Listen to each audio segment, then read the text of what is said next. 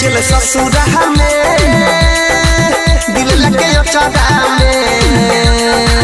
dial के लफड़ा में चले गेले ससुरा में दिल लगे अचारा में डाइल के लफड़ा में गाँव वाली छौरी से करे रही है प्यार छोड़ के हमरा चल गेले ससुरा याद में ओकरा कानत रहिए हम छोड़िया के अइलै मैं तनियो रे गम चल गेले ससुरा में दिल लगे अचारा में डाइल के लफड़ा में चल गेले ससुरा में दिल लगे अचारा में डाइल के लफड़ा में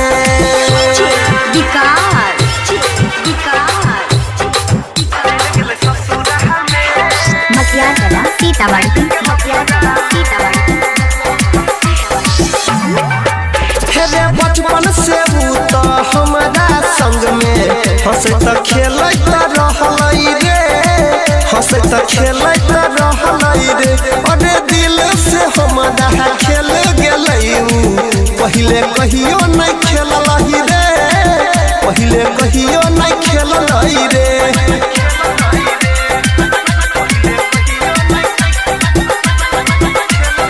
बचपन से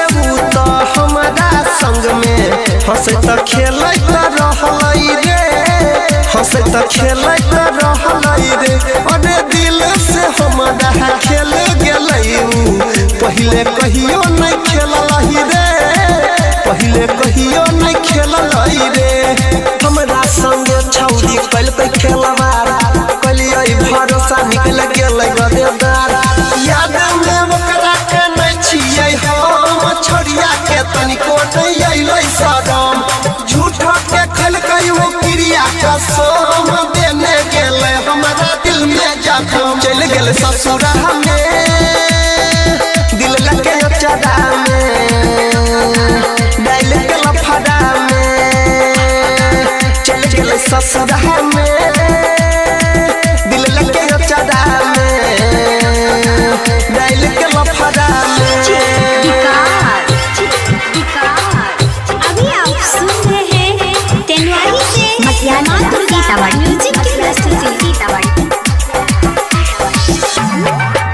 अरे छौड़िया सबसे सुनै रे भैया नहीं लगे भाई हम दिल नहीं लगे भाई हम दिल जान से ज्यादा चाहलिए हम जे कदा गेले दसरा से मिल गेले दसरा से मिल